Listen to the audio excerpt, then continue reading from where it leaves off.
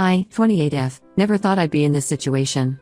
My sister Tessa, 25F, recently started dating my childhood bully, Jake, 29M. This has brought up a lot of painful memories and created tension in our family. Jake tormented me relentlessly from ages 11 to 16. We grew up in a small town where everyone knew each other. My family had lived there for generations, but Jake's family moved in when I was in 5th grade. At first, I was excited to have a new classmate. But things quickly turned sour. It started with small things, nasty comments about my clothes or hair. Then it escalated. He would call me cruel names, spread rumors about me, and once even pushed me down a flight of stairs at school. I dreaded going to school every day because of him. One incident stands out vividly. In 7th grade, we had a class project where we had to work in pairs. The teacher assigned Jake as my partner. I was terrified but hoped maybe working together would improve things. Instead, Jake sabotaged our project the night before it was due. He told the teacher it was all my fault. I got an F and had to attend summer school. My parents were furious with me. Speaking of my parents, they were aware of the bullying but didn't do much beyond telling me to ignore him or stand up for myself. My dad always said, "Boys will be boys," and told me not to be so sensitive. My mom suggested I try being nicer to Jake, thinking maybe he was acting out because he liked me. Their dismissive attitude made me feel even more alone. Tessa, being 3 years younger, wasn't in the same school during the worst of the bullying. But she witnessed some incidents when Jake would taunt me around town. She'd always told me to just laugh it off and not let him get to me. Easy for her to say, she was always the more outgoing, confident sister. The bullying affected every aspect of my life. I became withdrawn and anxious. My grades suffered. I lost interest in activities I once loved, like playing soccer and painting. I started having nightmares and panic attacks. But I felt like I couldn't talk to anyone about it. I finally got relief when Jake's family moved away before our junior year of high school. I was able to enjoy my last 2 years of high school without constantly looking over my shoulder. I slowly came out of my shell, made some close friends, and even started dating. After high school, I went to college in another state. The distance from my hometown helped me heal. I went to therapy to work through the trauma and anxiety the bullying had caused. While I still have some lingering issues, I've mostly moved past that chapter of my life. I built a new life for myself in the city where I went to college. I have a good job as a graphic designer and a tight-knit group of friends.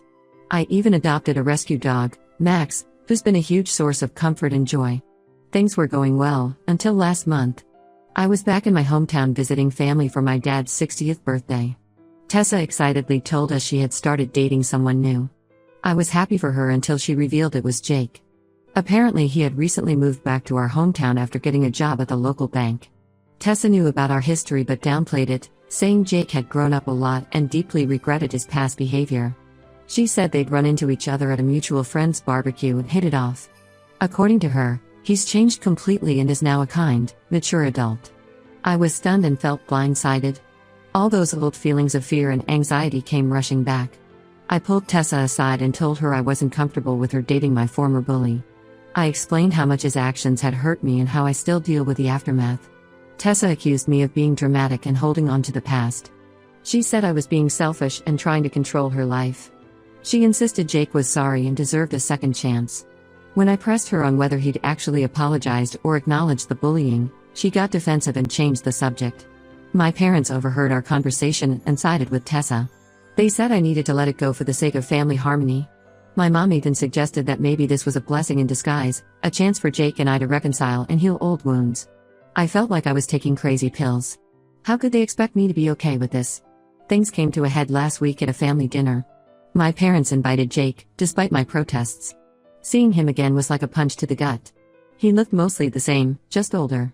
He attempted to apologize to me, saying something vague like, "Sorry about all that stuff when we were kids." But it felt hollow and insincere. Throughout dinner, Jake kept making inside jokes with my family and acting like we were old friends. He even brought up some memories from school, conveniently leaving out all the times he tormented me. My family was laughing and chatting with him like nothing had ever happened. I started feeling anxious and overwhelmed. My hands were shaking and I felt like I couldn't breathe. I excused myself to the bathroom, hoping to calm down. But I ended up having a full-blown panic attack. I was hyperventilating and crying uncontrollably. Tessa found me and instead of being concerned, she berated me for making a scene and embarrassing her in front of Jake. I couldn't take it anymore and left early, much to my family's disappointment.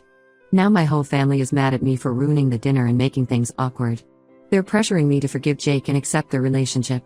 Tessa says I'm being selfish and trying to control her life. My parents think I'm overreacting and need to move on. I feel like I'm going crazy. Am I wrong for being upset about this?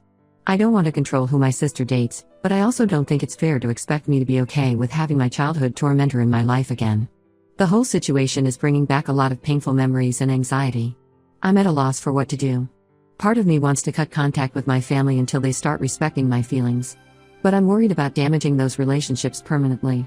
I've worked hard to build a good life for myself, and I don't want to let Jake's presence ruin that. But I also don't know if I can handle having him around during family gatherings. Any advice on how to handle this would be greatly appreciated. Am I overreacting? Should I try to forgive Jake for the sake of family peace? Or should I stand my ground and distance myself from the situation? I feel torn and confused. Update 1. Thank you all for the supportive comments on my last post. They really helped validate my feelings and gave me the courage to stand up for myself. I wanted to give an update on the situation. After reading your responses, I decided to have an honest conversation with my family about how Jake's presence was affecting me. I invited my parents and Tessa over to my apartment to talk without Jake there. I spent days preparing what I wanted to say, even writing out some notes to make sure I covered everything. When they arrived, I made coffee and we sat in my living room. Max, my dog, seemed to sense the tension and stayed close by my side. I took a deep breath and started explaining how the bullying had impacted me long-term, the anxiety, depression, and trust issues I've struggled with. I shared specific incidents of Jake's cruelty that still haunt me. Like the time he convinced the whole class not to come to my 13th birthday party, leaving me sitting alone at the roller rink for hours. Or when he started a rumor that I had lice, leading to me being ostracized for weeks. I showed them some of my old diaries from that time, filled with entries about how much I hated myself and wanted to disappear. I even admitted that I had contemplated suicide at one point because of the relentless bullying. This was something I had never told them before. I tried to make them understand that this wasn't just kids being kids or normal teenage drama. Jake's actions had a profound and lasting impact on my mental health and self-esteem. I explained that seeing him again had re-triggered a lot of that trauma. I made it clear that while I don't want to control Tessa's life, I'm not comfortable having Jake as part of our family gatherings. I suggested that maybe Tessa could keep her relationship separate from family events, at least for now. I said I was willing to be civil if I ran into them around town, but I needed more time before I could be around Jake in intimate family settings. Unfortunately, the conversation didn't go as I'd hoped. My parents seemed dismissive, saying I was dwelling on the past and needed to be the bigger person. My dad said that holding on to anger would only hurt me in the long run. My mom suggested I try talking to Jake one-on-one to clear the air. Tessa got defensive and accused me of trying to sabotage her happiness. She said I was being selfish and making everything about me. She argued that Jake was a different person now and that I was judging him unfairly based on things he did as a teenager. Then Tessa dropped a bombshell. She and Jake are now engaged after only 2 months of dating. She flashed a diamond ring I hadn't noticed before. Apparently, he had proposed last weekend and she had been waiting for the right moment to tell everyone. I was shocked by this news and expressed concern about them rushing into marriage. This led to a huge argument. Tessa said if I couldn't be happy for her, then I shouldn't bother coming to the wedding. She stormed out, saying I was dead to her if I couldn't accept her relationship. My parents weren't much better. They told me I was being selfish and immature. My mom said she was disappointed in me for not being more supportive of my sister. My dad said I needed to grow up and stop letting the past control me. They left soon after Tessa, both giving me cold, disappointed looks. After they were gone, I broke down crying. Max cuddled up next to me, which helped a little. But I felt utterly alone and misunderstood. The whole situation has re-triggered a lot of trauma and anxiety. I've been having trouble sleeping and concentrating at work. I'm heartbroken that my family seems to care more about Jake's feelings than mine. They're acting like I'm the problem for not welcoming my abuser with open arms. It feels like they're choosing him over me. I've decided to take a step back from my family for my own mental health. I sent them each a text saying I needed some space to process everything. Then I turned off my phone. I'm going to focus on self-care and surround myself with supportive friends for now. I've reached out to my therapist to schedule some extra sessions. I'm also thinking about joining a support group for adults dealing with the long-term effects of bullying. I need to build up my support system outside of my family. One small positive, a couple of my cousins reached out after hearing what happened. They were supportive and said they understood why I was upset. It meant a lot to know that at least some of my family is on my side. I'm still processing everything, but I want to thank this community again for all the kindness and validation. It means more than you know during this difficult time. I'm not sure what the future holds for my relationship with my family, but I know I need to prioritize my own well-being right now. Update 2. It's been about a month since my last update, and unfortunately things have only gotten worse with my family. After taking some space, I tried reaching out to Tessa to talk things through calmly. I suggested we meet for coffee, just the two of us. She agreed, and for a moment I felt hopeful that we might be able to find some common ground. But when I arrived at the cafe, Jake was with her. I felt ambushed and betrayed. They claimed they just wanted to clear the air, but it felt like a setup. Jake launched into what seemed like a rehearsed apology, saying he regretted his past actions and had grown as a person. But something about it felt off, like he was saying what he thought I wanted to hear rather than showing genuine remorse. I tried to explain again how deeply his bullying had affected me, but Tessa kept interrupting to defend him. She accused me of trying to play the victim and said I needed to let it go. The conversation quickly devolved into an argument. I left feeling frustrated and unheard. A week later, Tessa and Jake got married in a quickie courthouse ceremony. My parents are thrilled and have fully embraced Jake as their new son-in-law. They didn't even tell me about the wedding until after it happened. I found out through social media when Tessa posted photos. Seeing them so happy together brought back all those painful memories. I ended up having another panic attack and calling out of work. My boss was understanding, but I worry about how this ongoing stress is affecting my job performance. My parents are furious that I didn't congratulate the newlyweds. They showed up at my apartment unannounced to berate me for being petty and ruining Tessa's special day with my drama.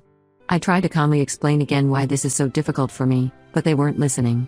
The breaking point came when my mom said, "Jake is family now whether you like it or not. You need to get over yourself and stop living in the past." She went on to say that I was being selfish and immature, and that my behavior was embarrassing the whole family. I lost it and told them to get out of my apartment. I said I was done trying to make them understand and that I needed space from all of them. My dad called me ungrateful and said I was tearing the family apart with my selfishness. They left, but not before my mom said she didn't recognize the person I'd become. I've blocked their numbers and social media for now. The constant pressure and guilt tripping were becoming too much to handle. I'm focusing on my mental health and leaning on my friends for support. One of my friends suggested I write a letter to my family explaining my feelings, even if I never send it. I've started doing that and find it somewhat cathartic.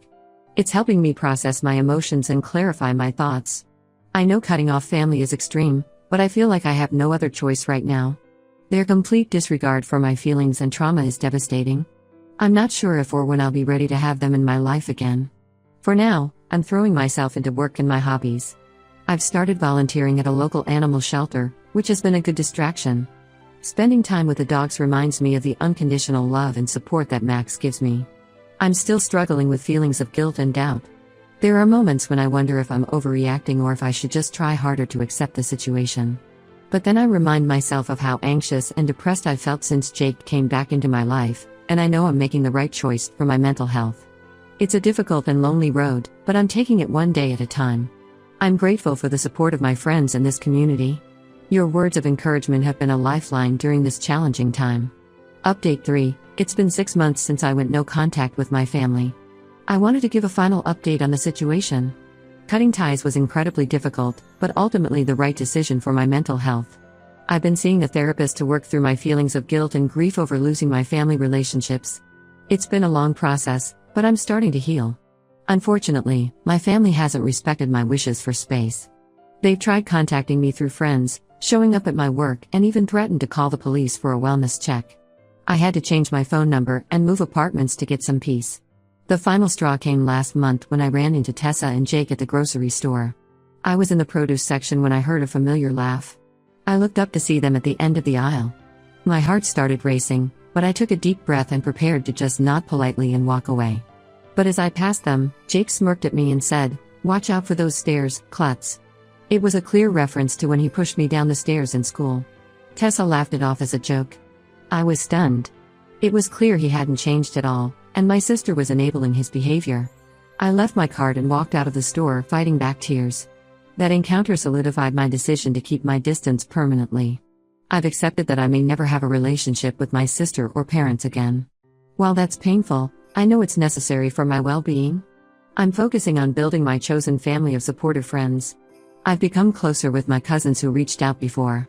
We've started having monthly dinners together, which helps fill the void of family gatherings. I'm also considering moving to a new city for a fresh start away from all the painful memories. I've started looking at job openings and apartments in a few different places.